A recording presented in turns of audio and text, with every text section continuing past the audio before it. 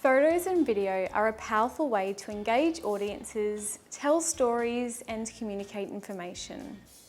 They can be used across a variety of projects here at Lake Mac Council, particularly when communicating with members of the public via social media. This means that if you're going to be capturing content, it's important for you to know exactly what camera equipment to use and how to use it. Before I get started, I want to mention that I won't have time to list every single step in detail. You can always check out the user manual or watch other tutorials if you want specific information about any of the equipment that we're covering today. Okay, back to our equipment list. For us to be easily identifiable with our residents and visitors, it's important to maintain consistency across photo and video communication. Adhering to the organisation's brand guidelines and style guide helps to ensure that no matter who produces marketing material, that they understand the set of rules around things like colour, composition, subject matter, demographics, and style. Okay, once we understand the tone and the kind of content that we want to produce, now we need to actually capture that content, which brings us to needing a camera. Although most of us own an iPhone, for example, where we can just pull it out of our pocket and take a quick snap, sometimes you want to be able to capture content that is of a higher quality, or you want more creative control over your image. And in an ideal world, if you can borrow a second camera like we do at times, particularly when doing interviews, this gives you more options during editing and allows you to jump between shots and makes it more interesting for your viewer. If a second camera isn't available, you can also punch in and out like this to make it more dynamic. Now, there are a whole range of cameras out there, but here we have a mid-range DSLR camera, the Canon 90D. And as I mentioned, if you're a beginner who wants an overview of all the buttons, modes and dials, I'd suggest having a look at YouTube for some tutorials, or you can refer to this great resource called the Camera Cookbook for a step-by-step guide on how to use the camera for different scenarios. We purchased the camera recipe guide for $20 and our staff can scan a little QR code, save the cookbook to their device and follow the steps. Something that the camera did come with though was a camera strap, a charger for its battery, and a kit lens.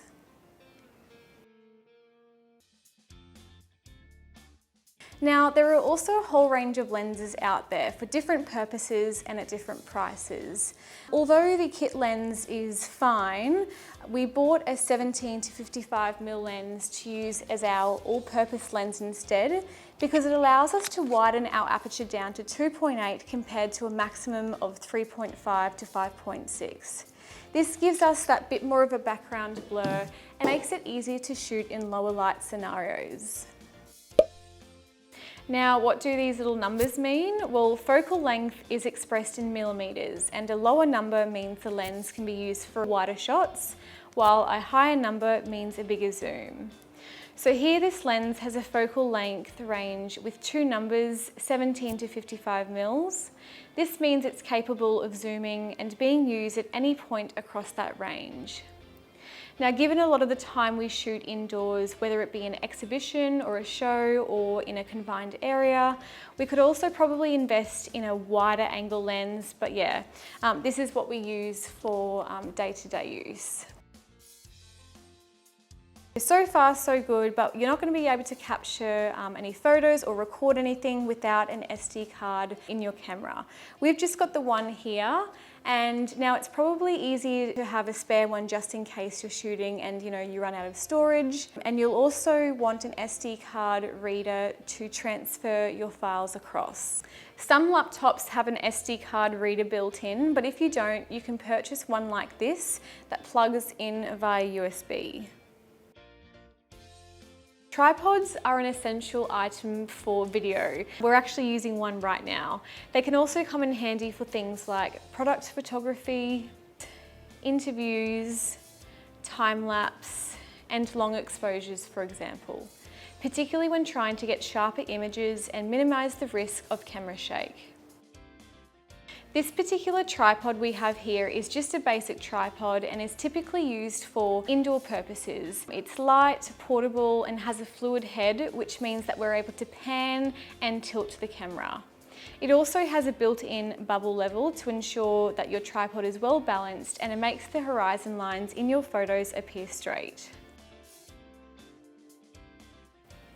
Because good audio quality has a large impact on viewer engagement, we recommend using an external microphone when shooting video. In a second, I'll give you an example of what the audio would sound like if I just use the internal microphone on the camera. So testing, 1, 2, 3. This is how I sound without an external microphone. Again, there are different microphones available on the market, but here I'm using the Rode Wireless Go microphone. Having a pair of headphones can not only come in handy for when it comes time to edit your video, but it also improves your mic technique. For example, if you're listening as you record, you'll know if the sound is too high or too low, and you'll be able to adjust your audio if needed. It's also important that you have something to not only carry your equipment in, but also you want to be able to protect it and keep it safe.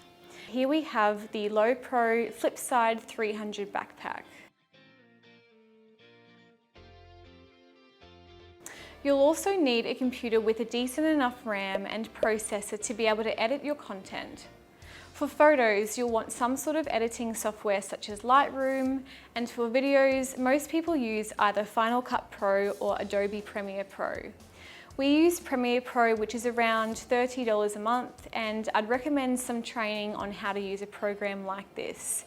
The Adobe website as well as YouTube have tons of online tutorials for beginners starting out to more experienced users.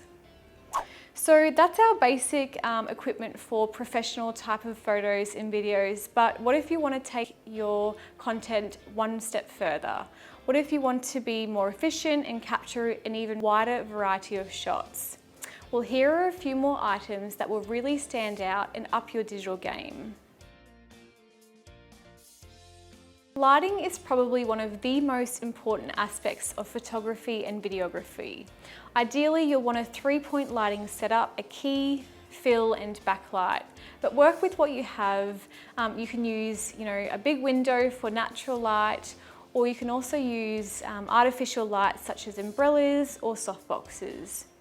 You can also use a reflector to bounce or diffuse natural and artificial light.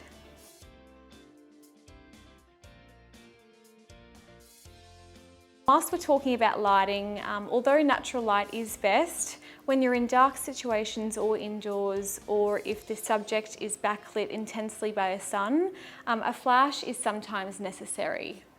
The camera does have a built-in flash, but a lot of the time this doesn't look very flattering, so investing in an external flash like this one can help you produce better results. Okay, again, this is something that we probably will buy eventually, but variable ND filters are a great accessory for your camera lens, particularly when shooting video on a bright and sunny day. They are essentially sunglasses for your camera and allow you to control the amount of light entering the lens. So prior to doing this video, I tried to remember word for word what I wanted to talk about, and I came to learn that it was pretty difficult, so instead we purchased a teleprompter to help prompt me with what to say.